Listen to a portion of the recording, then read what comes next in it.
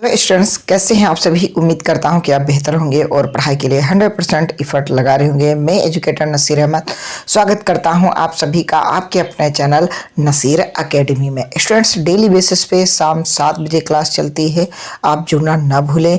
हमारी 7th जो है व्याख्याएं हो चुकी हैं। आज हमारी 8th नंबर की व्याख्या यानी 8वीं व्याख्या है और आप 5 मिनट में अच्छी व्याख्या सीख सकते हैं। और अगर आपको कंप्लीट क्वेश्चन याद करना है, जैसे कि संदर्भ हो गया, प्रसंग हो गया, व्याख्या हो गई और काव्य सौंदर्य हो गया, तो आपको 10 मिनट देने होंगे, यानी कि फुल क्लास आपको देखनी होगी और आप व्याख्या सीख जाएंगे। स्टूडेंट्स, जैसा कि आपको पता है, क्लास 10th में पहला ही लेसन है पद, और जो सूरदास के द्वारा लिखा गया है या रचा गया है। अपना टारगेट है 70 आउट ऑफ 70। स्टूडेंट्स, ये जो लोगो लगा हुआ है ये इम्बोल्डन कोचिंग सेंटर का लगा हुआ है।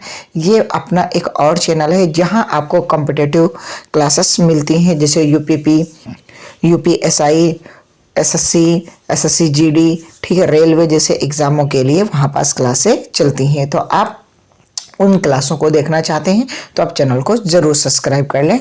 और इस चैनल पर अगर आप नए हो तो आपको ये करना ही करना है, क्योंकि ये अत्यंत की क्लास है, यूपी बोर्ड वालों के लिए है। स्टूडेंट्स, तो अब मैं आपको बता रहा हूँ कि आप क्लास को सबसे पहले लाइक कर देना, अपने दोस्तों को शेयर कर देना, जो भी कॉलेज ग्रुप हों, जो भी अपने फ्रेंडशिप ग्रुप हों, उनको ज़रूर शेयर करना। और आप चैनल पर नए हैं तो चैनल को सब्सक्राइब करके ये बेल आइकन जरूर दबा लेना, ताकि आपको न्यू क्लास की नोटिफिकेशन मिलती रहे। साथ ही स्टूडेंट्स, कमेंट बॉक्स में कमेंट जरूर किया करें कि आपको क्लास कैसी लगी, या बताया करें और कुछ सुझाव दिया करें। आप बेहतर की तलाश में बेहतरीन को ना जाने दें। अपना जो है स्लोगन है कि पढ़ो, सीखो और समझदार बनो ताकि कामयाब हो। स्टूडेंट्स, ये आज आपकी 8वीं व्याख्या है। आपको जैसा कि मैं डेली बेसिस पे बताता हूँ कि हर एक शब्द का आपको अर्थ बताते हुए यानी कि व्याख्या बताते हुए चलूंगा, लेकिन इससे पहले इसको लिखना किस तरीके से वो मैं आपको समझाने का प्रयास करता हूँ। इसकी व्याख्या भी बता रहा हूँ, लास्ट तक बने रहिएगा। सबसे पहले आपको क्या लिखना है, यहाँ ऊधव मन न और डैश डैश और नहीं जगदीश, इतना आप लिखेंगे। इतना इसलिए आप लिखे हैं क्योंकि आपने यहाँ से लेकर के यहाँ तक आपको व्याख्या करनी है, और जबकि एग्ज़ाम हॉल में ये पैरा नहीं उतारना होता है, बस आपको इतना ही लिखना होता है और ये पूरे पैरा का मान हो जाता है कि भाई आप यहाँ से यहाँ कर रहे हैं। अगली हेडिंग जो पढ़ती है वो पढ़ती है संदर्भ। क्या पढ़ती है? संदर्भ। ये व्याख्या लिखनी होगी। व्याख्या में आपको सबसे पहले आपको संदर्भ लिखना होगा। तो संदर्भ में लिखेंगे प्रस्तुत पद्यांश हमारी पाठ्य पुस्तक हिंदी के काव्य खंड के पद नामक शीर्षक से लिया गया है। इसके रचयिता सूरदास जी हैं, जो एक जन्मांध कवि हुए हैं। इतना आप लिखेंगे। देन उसके बाद में आपको प्रसंग लिखना होगा। प्रसंग किसका लिखा जाता है? ये पूरी व्याख्या किस पे आधारित है, मतलब पूरा सारांश एक लाइन में आपको लिखना होता है। तो इसमें जो है सारांश आपको, मैंने जो मुझे लगा या जो मुझे अच्छा लगा वो मैंने ये लिखा है कि प्रस्तुत पद में गोपियाँ उद्धव से कहती हैं कि मेरे 10-20 मन नहीं है। ये थोड़ा सा सिली मिस्टेक है, ठीक है, नहीं है, क्या है? नहीं है। यहाँ पास इसको नहीं सही करते हैं, क्या है? नहीं है।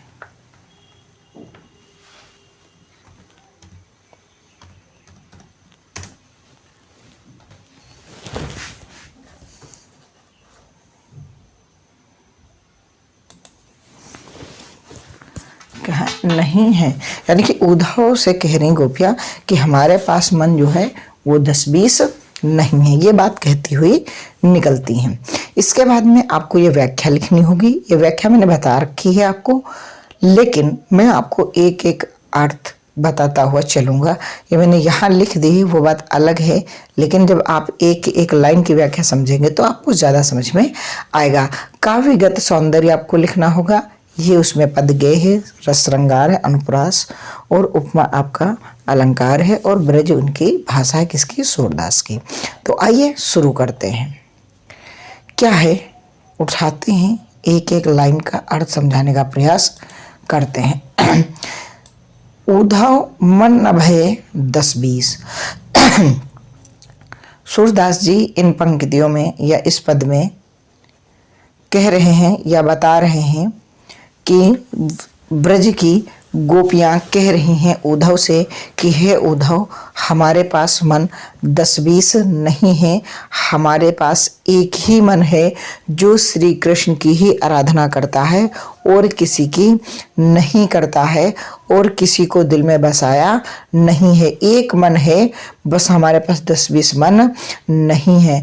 आगे क्या कह रही हैं?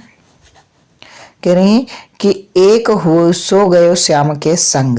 एक जो मेरा जो है मन था, जो हृदय था, जो दिल था, वो सिर्फ और सिर्फ श्याम का था और वो श्याम के साथ चला गया। जब वो यहाँ ब्रज से मथुरा चले गए तो उनके साथ में ही हमारा मन चला गया है।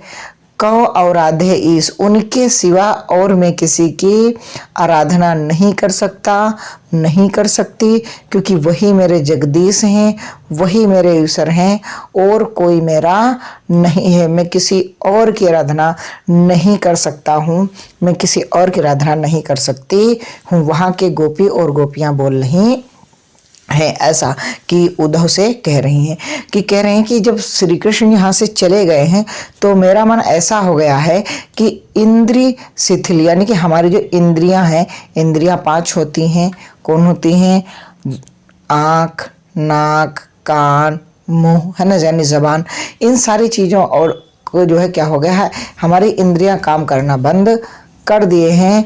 अब भय के सौ बिन ज्यों देही बिन शीस, और मेरा इस समय इस तरीके का मन हो चुका है कि जैसे बिना देही के, बिना सिर का हो देही, यानी कि सिर पर कोई, जैसे कि आपसे एक लाइन में कह दिया जाए कि जिंदा लाश बन करके रह गए हैं। यानी कि उनके जाने के बाद में ना ही मेरा मन कुछ कर रहा है करने को, ना ही कुछ स्त्रियां काम कर रही, और ऐसा लग रहा है जो शरीर है बिना सिर का शरीर है, ऐसे ही बस देही है। बस आशा लगत रहित तन स्वाहा, मन में एक ही आशा लगी रहती है, एक ही हमारे अंदर आशा लगी रहती है। वो कौन सी लगी रहती है? तो आगे क्या कह रहे हैं कि जी हाँ कोटि बसीर, जिनके बिना मेरा जीवन संभव नहीं है। बस एक ही आशा लगी रहती है कि एक बार लौट करके आ जाए श्री कृष्ण और उनके दर्शन हो जाएं। ऐसा ब्रजवासी बोलते हैं, ऐसा ब्रज की गोपियां उद्धव से कह रही हैं कि उद्धव, मेरे अंदर बस एक ही आशा लगी रही है कि ऐसा मन स्वाहा हो चुका है कि मन में कुछ नहीं बचा है, बिल्कुल राख हो चुका है। बस जीवन कोटि बसी, बस जीवन जी रहा हूँ, तब तक जीता रहूँगा जब तक एक बार वो लौट करके नहीं आ जाते हैं। और तुम तो सखा श्याम के सुंदर, और तुम तो जो है श्री कृष्ण के मित्र हो और उनके सुंदर मित्र हो। तुम तो उनको साथ में रोज रोज देखते हो, और शकल जो की इस, और हम लोगों ने तो आज तक उनकी शकल भी नहीं देखी है कि अब वो कैसे लगते हैं, कैसा उनका वेशभूषा है। और तुम तो उनके सखा हो सुंदर के, और शकल जो के इस, और उनकी रोज शकल का दीदार करते हो, रोज देखते हो उन्हें, लेकिन हम लोगों को एक भी दीदार नसीब नहीं हो रहा, एक बार भी उनका दर्शन नहीं हो रहा है।